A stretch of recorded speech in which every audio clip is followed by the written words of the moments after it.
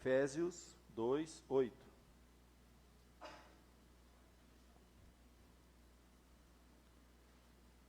Diz assim a palavra de Deus. Porque pela graça sois salvos, mediante a fé. E isto não vem de vós, é dom de Deus, não de obras, para que ninguém se glorie. Pois somos feitura dele, criados em Cristo Jesus, para as boas obras, as quais Deus de antemão preparou para que andássemos nelas. Porque pela graça sois salvos mediante a fé. Pai, nós te louvamos pela nossa igreja, por este culto, ó Pai, abençoado, por esse tempo de louvor, de adoração, de comunhão. Pedimos, ó Deus, que Tu fales ao nosso coração, nesse momento, ó Deus, de reflexão na Tua palavra, momento, ó Pai, que nós resgatamos os pilares da nossa fé, aquelas grandes verdades, ó Deus, que marcaram gerações, que transformaram vidas e nações, que elas possam também ter impacto na nossa vida, Senhor, e se refletir na nossa convivência, na nossa sociedade, ó Pai. Que possamos brilhar, ó Deus, não para a nossa glória, mas para a Tua glória. Que a Tua verdade, o Teu Evangelho brilhe em nós. Que essas verdades eternas, ó Deus, que são tão confortadoras, transformadoras, ó Pai, possam realmente brilhar em nós e mais pessoas possam conhecer. Perdoa, Senhor, os nossos pecados, tem misericórdia de nós. Nos colocamos nas Tuas mãos essa noite, em nome de Jesus. Amém. Então estamos aqui comemorando 506 anos da Reforma Protestante. Aqui, meus queridos, nós temos, no domingo passado, nós falamos, o justo viverá pela fé. Nesses cinco pilares que a gente vem conversando um pouquinho, sola graça, que é somente pela graça de Deus, somente pela fé, a suficiência de Cristo, os solos aqui é somente, a suficiência, somente a Escritura e somente tudo para a glória de Deus. Ela sintetiza realmente os pontos mais importantes da nossa fé. Tem muito mais para estudar, nós sabemos disso, tanto que estamos aqui há anos, nos debruçando na palavra de Deus, e não vamos ver tudo. Uma vida inteira não conseguiremos ver com profundidade todas as verdades bíblicas que nos são reveladas nas Escrituras. Nós vamos crescer juntos, caminhar, é o apelo da palavra de Deus constante, antes crescer na graça e no conhecimento do nosso Senhor Jesus. Estamos aqui debruçando. Hoje de manhã, conversando com jovens, eu disse para eles assim, imagine se todos nós fôssemos órfãos, e você fosse adotado por um pai, por uma família, mas você ainda não conhece essa família, então você vai ser preparado para conhecer essa família. Então você começa a receber cartas, falando um pouco desse pai amoroso, do que ele tem preparado para nós, do que ele fez por nós, o quanto ele nos ama. Praticamente é isso que nós estamos fazendo. Nós somos, espiritualmente falando, órfãos. Nós não tínhamos, naturalmente, um pai espiritual. E nós somos adotados.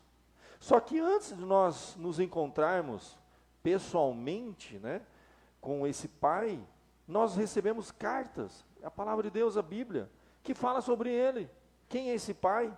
Quero conhecer mais sobre esse pai, o que ele preparou para nós, o que ele já fez por nós. E essa é a nossa experiência, nos debruçarmos nas cartas de Deus, que ele fala um pouco sobre ele, sobre o amor que ele tem pela gente, sobre o que ele já fez pela gente. E aqui nós estamos diante de 5 pontos, são os 5 solas. Um dos grandes diferenciais que nós temos como evangélicos, usa e guarda essa palavra, suficiência. O maior problema da nossa fé é quando ela não encontra suficiência nas Escrituras, a gente precisa de algo mais. Quando não encontramos suficiência na graça de Deus, precisamos de algo mais. Quando nós não encontramos suficiência Sagrada Escritura, na fé, na graça e no próprio Senhor Jesus. Quando Jesus não é suficiente para a gente. E interessante que uma vez conversando com um professor de teologia sistemática, ele sintetizou a diferença entre, por exemplo, os evangélicos e os nossos queridos católicos, que a gente tem um carinho, um respeito muito grande, uma convivência tranquila, nossos familiares, amigos e tudo mais. Mas existe uma diferença muito básica. Ele diz que a única diferença entre nós e eles é a letra E. A letra E. Porque a letra E é um aditivo. Por quê? Nós cremos na salvação pela graça. Eles também creem na salvação pela graça e pelas obras. Adicionaram. Nós cremos que Jesus é o mediador, é o salvador. Mas eles também creem que Jesus é o salvador, é o mediador. E Maria é mediadora, os santos são mediadores e tudo mais. Nós cremos que a Escritura é a palavra de Deus. Eles também creem que a Escritura é a palavra de Deus. É Deus falando com a igreja. E todos os concílios, o Papa, a infalibilidade papal e tantas outras coisas que eles colocam adicionando às Escrituras. Então, cada um dos tópicos que a gente vê aqui, a única diferença é a letrinha E. No português a gente fala que é o aditivo, né? Nós cremos em cada uma dessas coisas, eles creem também e mais algumas coisinhas que eles colocam. Só que na fé, na nossa vida espiritual, no nosso relacionamento com Deus, adicionar coisas que Deus não adicionou, invalida, anula.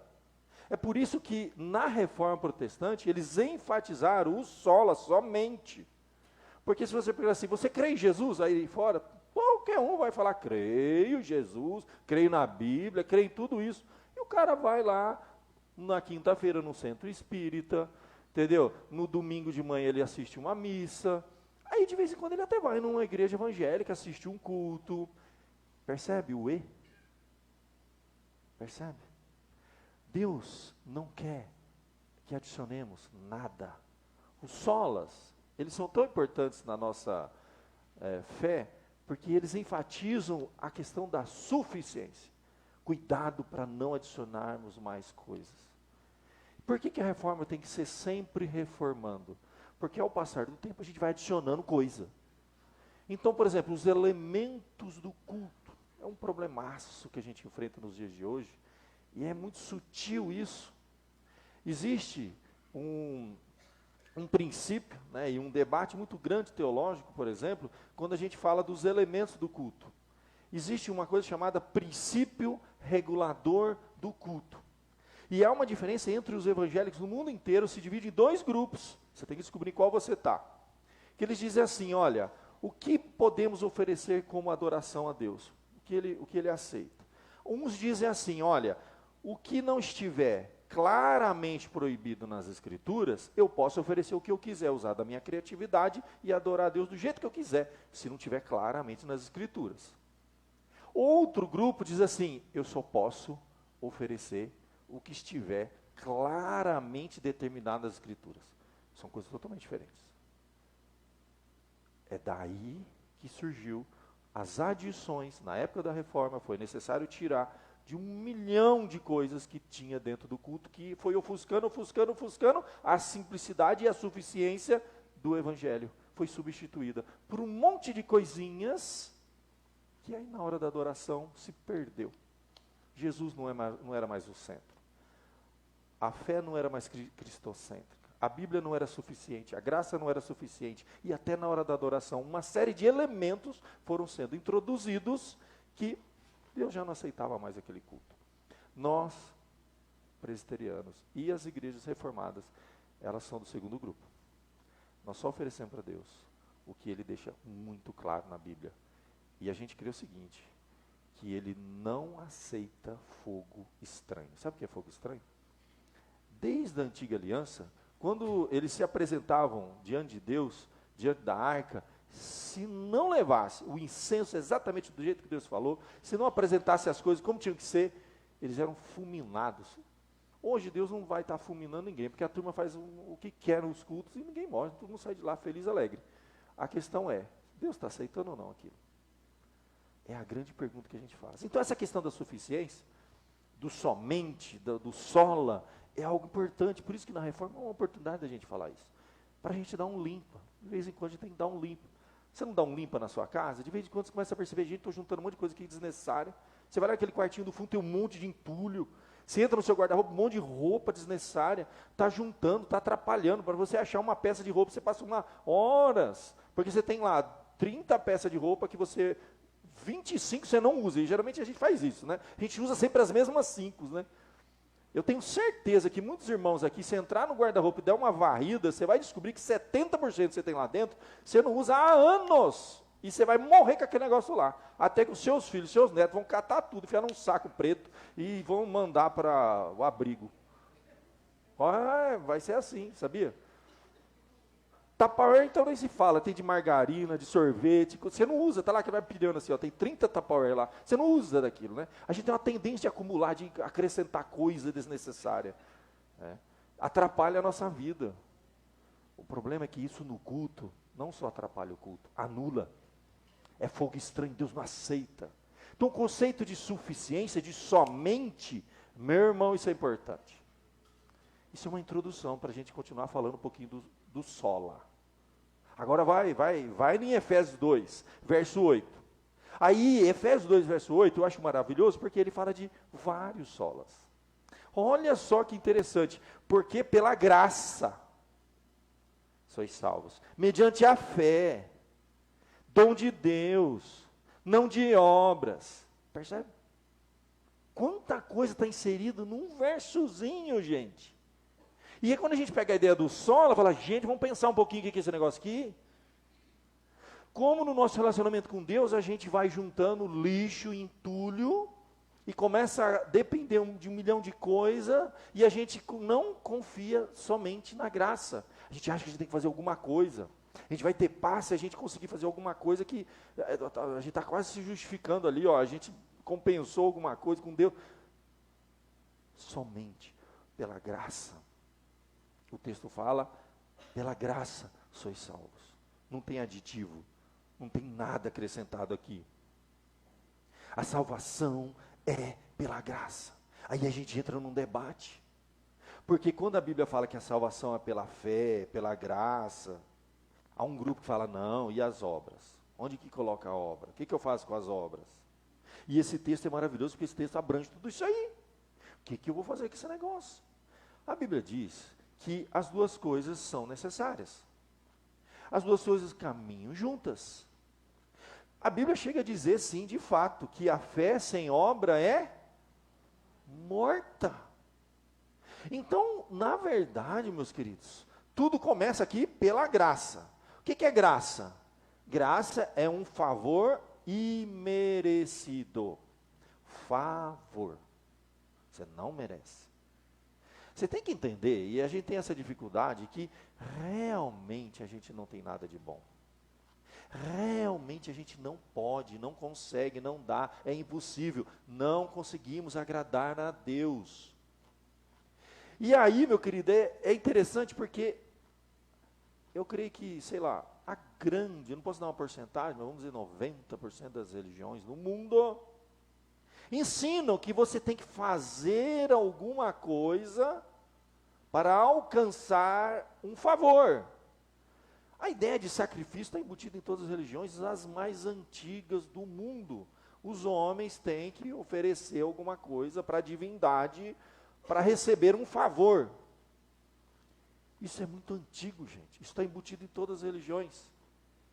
Mas a fé bíblica, genuína, o que Deus nos ensina aqui, é que graça é um elemento novo na religiosidade. Graça é meio que exclusivo. Você não encontra isso nas religiões. Se você fizer um estudo comparativo das religiões do mundo, você vai descobrir que os sacrifícios, com o intuito de adquirir algum favor, eles estão embutidos em quase todas as religiões. Aí vamos vir para o meio evangélico atual. Quando você assiste um culto, em que, olha que sutil, é dito para você que se você fizer um sacrifício, e nesse sacrifício você ofertar alguma coisa, Deus vai te recompensar. E essa dinâmica de se relacionar com Deus, tendo que fazer alguma coisa, já pescou? Quando você liga uma televisão e assiste um culto evangélico moderno, está meio que sutilmente escondido ali um conceito antiguíssimo, que o homem tem que fazer alguma coisa para alcançar o favor de Deus. Então é daí que você começa a ver uma teologia que se forma nos dias de hoje e que não está presa somente num pequeno grupo, ela meio que se ramificou e sem perceber as nossas pregações e a nossa maneira de pensar, de agir, de viver, de se relacionar com Deus, está sendo contaminada progressivamente, gradativamente, nem percebe. O conceito da gente ter que oferecer alguma coisa para Deus, eu tenho que fazer alguma coisa para alcançar um favor de Deus. Eu me lembro de um amigo meu, que uma vez eu fui na casa dele, na minha época, a gente fazia prova no papel almaço. Quem lembra disso? Era um papel almaço, sabe? Você abria assim 2 folhas, né? Coladinha assim, tinha a linha dos 4 lados, né? E eu achava interessante, porque a gente aprontava tanto na escola, mas na semana de prova eu ia zoar na aula, tá? Ele não queria zoar. Ele mudava. Aí um dia eu fui na casa dele, e a gente tinha que levar o papel almaço. E antes da aula eu passei na casa dele, e eu falei, você tem um papel almaço para mim? Tenho. Aí ele abriu lá um armarinho dele assim, ó, tinha um crucifixo pendurado, era quase uma coisa sagrada. Aí tinha uma pilha de papel almaço. Eu falei assim, em nome do Pai, tirava o papel almaço. Aqui. Mas a gente zoava tanto, eu nunca imaginava que esse cara pensava em Deus. Na época eu não pensava em Deus, né? Aí eu falei assim, não, essa semana nós temos prova, isso é sem zoeira, hein? Sem zoeira, para Deus abençoar. Eu me lembro que eu era criança, eu já comecei a pensar, será que eu estou tão mal na escola? Então, porque a semana de prova usou muito. Eu tenho que começar a ser mais de boa na semana de prova, aprontar menos, para que aí eu vou tirar uma nota boa. Na mentalidade dele, era uma criança, nós éramos criança. Peguei papelzinho ao maço, aquela semana eu não zoei, fui de boa. Mas não estudei, não adiantou nada, minha nota foi ruim do mesmo jeito.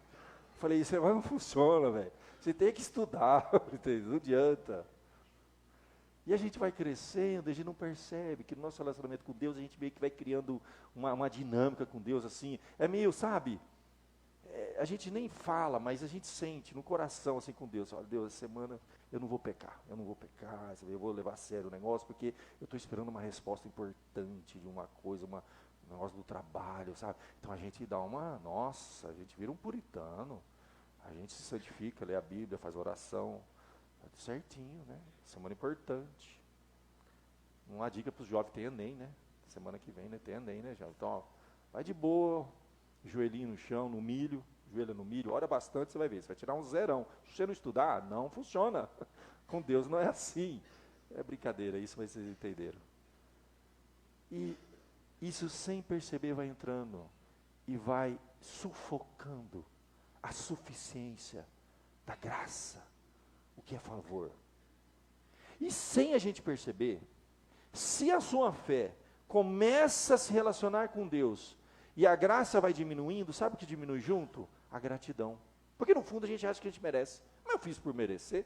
Foi bom demais essa semana. Deus não fez nada mais do que tinha que dar mesmo, tinha que abençoar, tinha que fazer.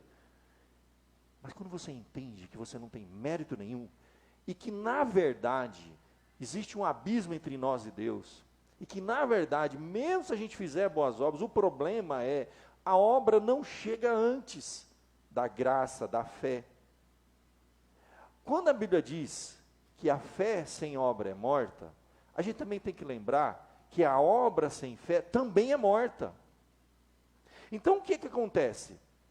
A Bíblia vai dizer que quando você vem na casa de Deus e vai oferecer algo para Deus, se você não tiver em paz com seu irmão, o que a Bíblia fala? Deixa a sua oferta no altar, vai lá acertar a sua vida com Deus, depois você volta para oferecer. Olha que coisa interessante. As nossas obras não chegam até Deus, se não tiver a ponte. Então eu posso fazer o sacrifício que eu quiser. A Bíblia diz assim, se eu der a minha vida em sacrifício, eu posso dar os meus bens, eu posso dar tudo que eu tenho, tudo que eu sou. Se não tiver amor, não vale. Nessa figura do amor, pensa na ligação que nós temos, amorosa, com a graça de Deus, que faz essa ponte.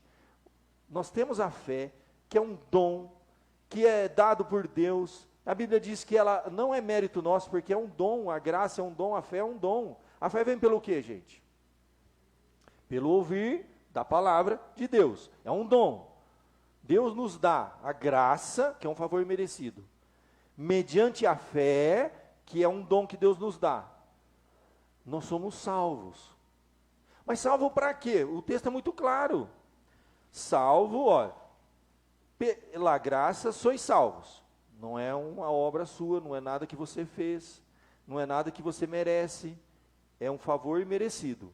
Só que isso chega a você por meio da fé, então a fé é importante, muito importante. Então você pela fé, você recebe essa graça de Deus, a fé que também lhe foi dada, e isso não vem de você, nada vem de você. A graça é um favor merecido, a fé é um presente que Deus dá, a Bíblia diz que é um dom de Deus, presente, algo que Deus dá, e aí ele fala no verso 9, não de obras, parece que reforça, não precisaria falar isso, já está claro, ó, é graça, gente, está dizendo assim, ó, pela graça que você é salvo, é mediante a fé, e ainda diz, isso não vem de você, podia parar aqui, mas para ficar mais claro ainda, didático aqui, ó, é um dom, é presente, mas para ficar mais claro e falar assim, ó, percebeu? É um dom, Deus está dando, é de graça, é pela fé, não é pela obra. Não precisava nem dizer isso, já está claro que não é, mas agora para reforçar, não é de obra, não é por meio de obra, não é algo que você faz para merecer, não, é favor merecido mesmo. Você estava espiritualmente incapacitado de oferecer algo para Deus. Você podia até fazer alguma coisa para Deus.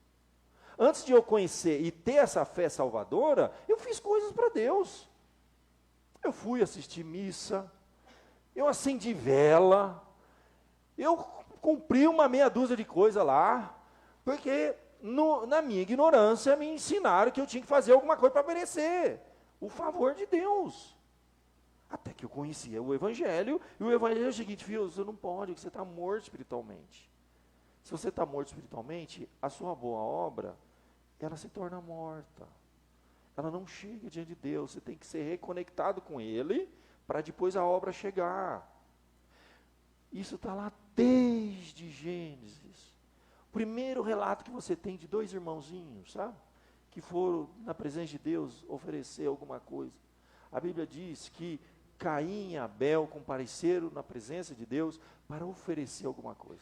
A Bíblia diz que Abel ofereceu do fruto, né, do seu trabalho, que era, ele pastoreava um rebanho, ele ofereceu. E Caim também, e a Bíblia vai dizer uma coisa interessante, que Deus se agradou de Abel e da sua oferta. E Deus não se agradou de Caim e da sua oferta. E interessante que a palavra agradar é a palavra mais usada em Hebreu, a carta aos Hebreus, que explica Levítico, que fala sobre oferta, sacrifício. Olha que interessante. Quando a Bíblia fala de oferecer a Deus aroma agradável, a palavra agradável no hebraico pode ser traduzida como aceitável. Então não quer dizer que as pessoas estão aí fazendo coisa e Deus birra, não está aceitando, né? Eu quero que você vá para aquela religião, essa aqui não. Se você me oferecer qualquer coisa dessa religião, não é assim que funciona. É porque espiritualmente é morto. Deus não aceita, não chega diante dele. Então é possível que pessoas façam muitos sacrifícios, muitas obras, mas elas não chegam. Porque Deus não aceita a obra, Deus aceita primeiro o ofertante, depois a oferta. Então o ofertante precisa ser abençoado, agraciado, tocado por Deus, salvo por Deus, receber a fé, ter vida espiritual, reconecta com Deus, aí agora o que vier na mão dele vem. Então a grande preocupação do povo no passado era o seguinte, eu vou prestar culto a Deus.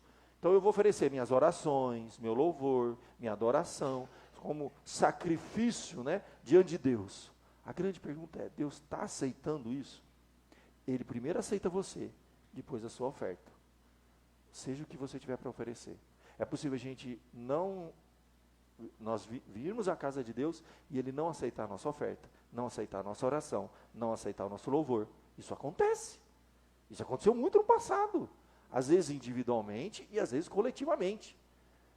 Ao ponto de a Bíblia, em alguns momentos, a Bíblia chega a dizer assim, que Deus falava assim, ó, eu já estou farto dos cultos de vocês. E eu não estou aceitando esse culto. Deus começa a se cansar. Por quê? Não tinha entendido nada. Então, não tem como a obra chegar lá antes. Não dá para a gente mandar um presente para agradar a Deus, depois a gente chega e Deus aceita a gente. Porque é o contrário.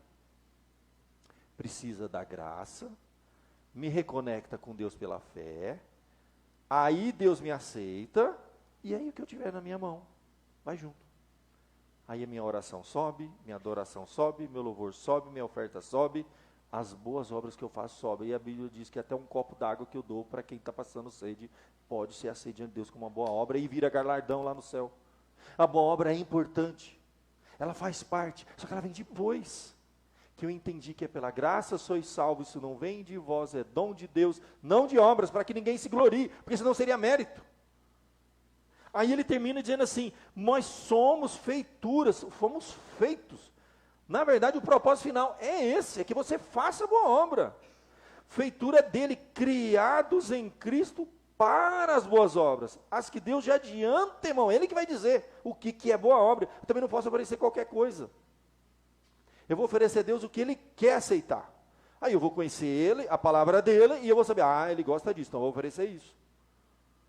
Aí sim. E a Bíblia diz o que é boa obra. Um monte de coisa pode se tornar boa obra na nossa vida. A Bíblia manda a gente amar as pessoas, só os nossos amigos. Não é assim que a Bíblia fala? A Bíblia manda amar os nossos inimigos. Quando você ama o seu inimigo, você está exercitando a sua fé. E você está glorificando a Deus. Você está agradando a Deus. Você está se tornando aceitável diante de Deus. Quando a gente faz aquilo que a Bíblia manda a gente fazer, isso se torna boa obra. Porque o conceito de boa obra não é você pegar um presente e dar. Boa obra, mesmo nos povos passados e nas próprias religiões, eles acreditavam que boa obra era assim, você obedecer era algo que agradava a Deus, era aceito como uma boa obra. Só que aí que vem o ponto. Não é isso que me reconecta com Deus, me faz ser aceito diante de Deus. Eu preciso primeiro ser aceito pela graça, pela fé, aí sim, conectado com Deus, em comunhão com Ele, conhecendo a palavra dEle, sabendo o que Ele manda eu fazer, aí eu vou lá e faço, aí aceito. Eu já disse que até um copo de água que você der. Então, quando tudo que você faz em Cristo, em nome de Jesus, pela graça, pela fé, compreendendo isso, é boa obra. Obedecer a palavra de Deus se torna uma boa obra. Quando a gente diz não, quando a gente faz algo para agradar a Deus, quando você faz o bem para o próximo, quando você ama até o seu inimigo, entenda que isso agrada a Deus. Você não vai fazer isso para comprar Deus, não, porque não precisa, porque Ele que te comprou, Ele já pagou, Ele que fez. O sacrifício foi dele. Falamos muito sobre justificação no domingo passado, não vou repetir. Justificado, pois, mediante a fé, temos paz com Deus. A justiça vem dele. Agora que eu tenho paz com Deus, bom, agora o que eu fizer, Ele aceita. Mediante a fé, há uma mediação. A minha boa obra agora, tudo que eu faço é vivo, é em Cristo. Foi já preparado por Ele, é Ele que diz o que eu tenho que fazer. Então, viver para a glória de Deus é uma boa obra. Quer comais, quer bebais, qualquer outra coisa, diz Paulo, faça para a glória de Deus. Você vai trabalhar amanhã, você vai bater seu cartão, você vai entrar lá no seu emprego, faz uma oração, Senhor, que o meu emprego seja para a tua glória. E você vai descobrir que até o seu trabalho pode ser uma boa obra. A Bíblia chega a dar muitas orientações. Por quê? A Bíblia chega a dizer assim, quando você for trabalhar, no seu emprego secular, seja o que for, se você é faxineiro ou faxineira, se você é pedreiro, se você é professor, não importa o que você faz. Se você entender que quando você faz é para o Senhor, por isso que a Bíblia diz assim, olha, você não faz para agradar homens, mas como se fosse para o Senhor. Então, mesmo que o seu chefe, o seu supervisor não esteja vendo, você vai fazer o melhor, porque Deus está vendo. Então, eu estou fazendo para Deus. Então, até isso. Por que a gente deve amar nossa esposa como Cristo amou a igreja? Porque isso agrada a Deus, e Deus aceita como uma boa obra. Estou obedecendo a palavra. Quando eu trabalho com afinco, eu faço o melhor para Deus. Antes de eu entrar no meu emprego, eu oro e falo, Senhor, que o que eu fizer, que minhas mãos fizerem aqui, ao longo dessa semana, seja para a tua glória. Seja pessoa você descobrir que o seu trabalho glorifica a Deus, se torna uma boa obra e agrada a Deus. É uma pergunta que você tem que fazer: o meu trabalho está agradando a Deus? Faz essa pergunta para você. Não está indo para frente. Pergunta: Deus está se agradando do meu trabalho? Eu estou sendo honesto? Eu estou fazendo o melhor que eu posso? Eu estou dando o melhor aqui, não só para agradar homens, eu não estou fazendo diante, porque, sabe, cumprindo as leis, fazendo tudo certinho diante dos homens. Não, é diante de Deus mesmo. Se o seu chefe, se o seu supervisor, seja quem for, não estiver lá te fiscalizando, você continua fazendo o melhor? Sabe aquela história? Enrola, aí vê o chefe, aí o chefe vai embora, enrola. Um exemplo, uma brincadeira, mas pensa, não é para Deus isso, é para homens. Deus não está sendo glorificado. Perdeu o tempo, passou a semana inteira e Deus não foi glorificado, ele não aceitou. Chega em casa, aquela ignorância, aquela patada na mulher, pá, a mulher no homem, aquela grosseria no relacionamento, com os filhos com os pais. Deus está aceitando isso? Deus está sendo glorificado no relacionamento, dentro da sua família? Deus está sendo glorificado do jeito que você trata a sua mulher, do jeito que a mulher trata o homem? Deus está se agradando daquilo? Depois que você fez aquilo, você chega para Deus: gostou, Deus, do jeito que eu falei com ele? O senhor gostou? Está de boa? Posso continuar assim? Pergunta para Deus. Então, o seu relacionamento não glorifica a Deus. Não é para a glória de Deus. O seu trabalho pode não estar sendo para a glória de Deus. A forma que você ama a sua mulher não pode ser que não esteja sendo para a glória de Deus. Deus não está gostando. E quando Deus não gosta, gente, não dá certo. Pensa nessa palavra: Deus não se agradou.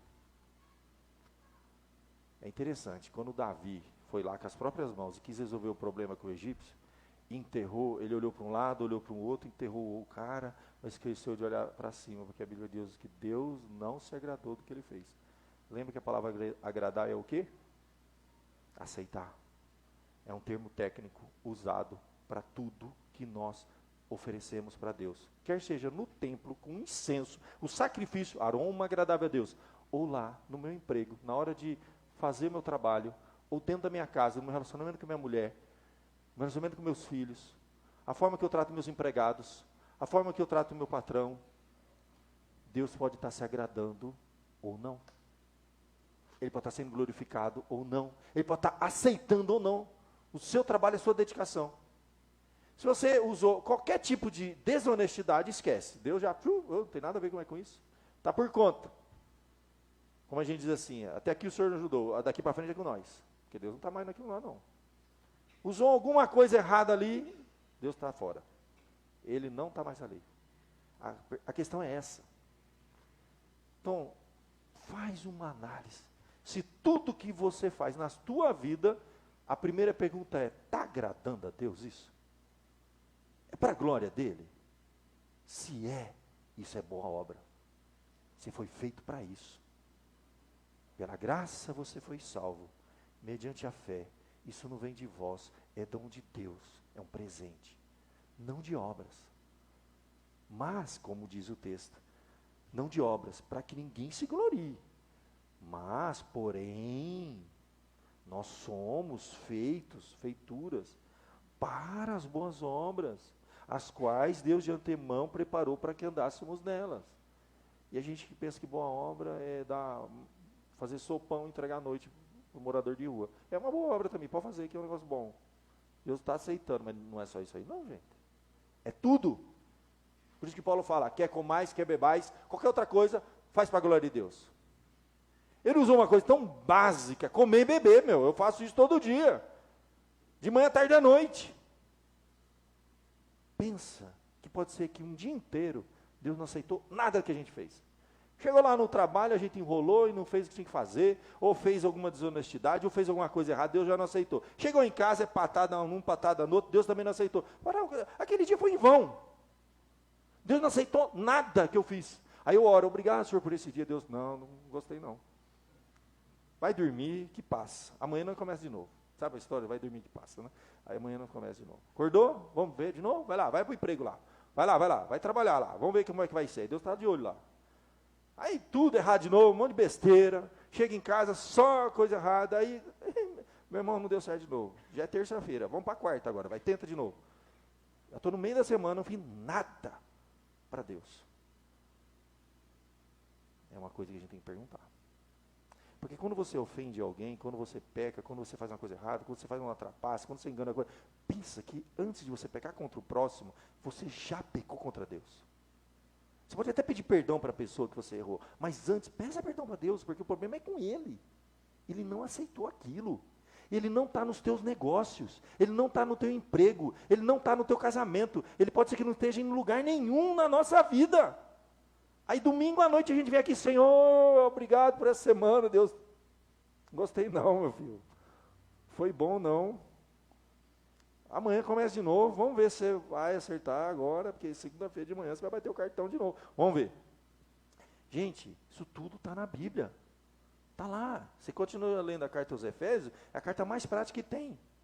Ela vai falar aos servos, faça, não só diante dos homens, para agradar os homens, não, mas faça como se fosse para o Senhor. Vós, filhos, vós, marido, vós, esposa. Efésios, gente. É aqui que está isso aqui.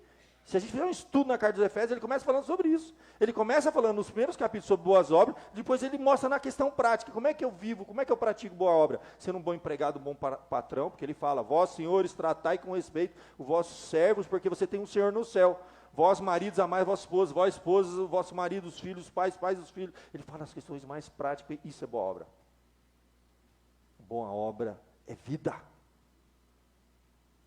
É pensar assim, Deus agradou, Deus aceitou meu trabalho esse dia, amém. Deus aceitou a forma que eu tratei a minha esposa, eu fui paciente com ela, ela foi comigo. Deus aceitou, e quando eu erro, eu vou lá e peço perdão. Não quer dizer que nunca vai errar.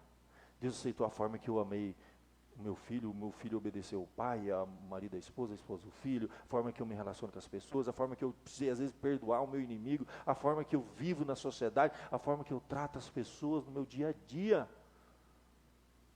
Isso é boa obra, acredita? E a gente acha que boa obra é uma oferta que a gente dá na igreja. Se não tem boa obra lá fora, gente, provavelmente não vai ter boa obra aqui. Se a minha semana inteira Deus rejeitou, Ele vai aceitar eu aqui? A minha oração, meu louvor, o meu dízimo? Não vai. Ele fala, filho, deixa de lado. Amanhã, segunda-feira, você acorda de manhã, começa de novo. Faz uma oração e pede assim sabedoria para que o meu trabalho seja aceito como uma boa obra diante do Senhor, que o meu relacionamento com a minha família, que o meu relacionamento com as pessoas, isso é boa obra. E nós somos feitos em Cristo para as boas obras. Pela graça sois salvos. Isso não vem de vós. É dom, é presente. É mediante a fé para as boas obras. Amém? Vamos fechar os nossos olhos. Vamos falar com Deus.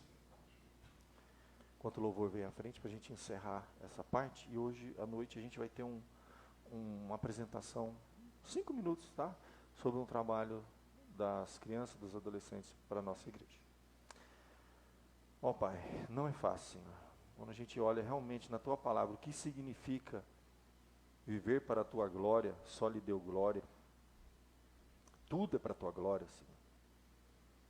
Nós temos que reconhecer que nem tudo tem sido para a Tua glória. Nós temos que reconhecer que, infelizmente, muitas vezes o nosso trabalho não tem Te honrado, ó Deus. O Senhor não tem aceitado algumas coisas que temos feito no nosso trabalho. O Senhor não tem aceitado a forma que temos lidado com os nossos entes queridos, a forma que temos perdoado as pessoas que têm nos ofendido, a forma que temos amado os nossos inimigos, a forma que temos lidado, Senhor, com o próximo. Tantas coisas no dia a dia, Senhor. A forma que lidamos com os nossos negócios, com o nosso dinheiro, com as pessoas que convivemos, com nossos filhos, com nossos pais, com nossos cônjuges, seja de for, com os nossos servos, com os nossos senhores, nossos patrões, nossos chefes. Queríamos que tudo fosse realmente para a Tua glória, Senhor. Não é para sermos salvos, porque a salvação é pela graça. É mediante a fé. Jesus já fez na cruz, já morreu na cruz, já pagou, já está quitado, Senhor.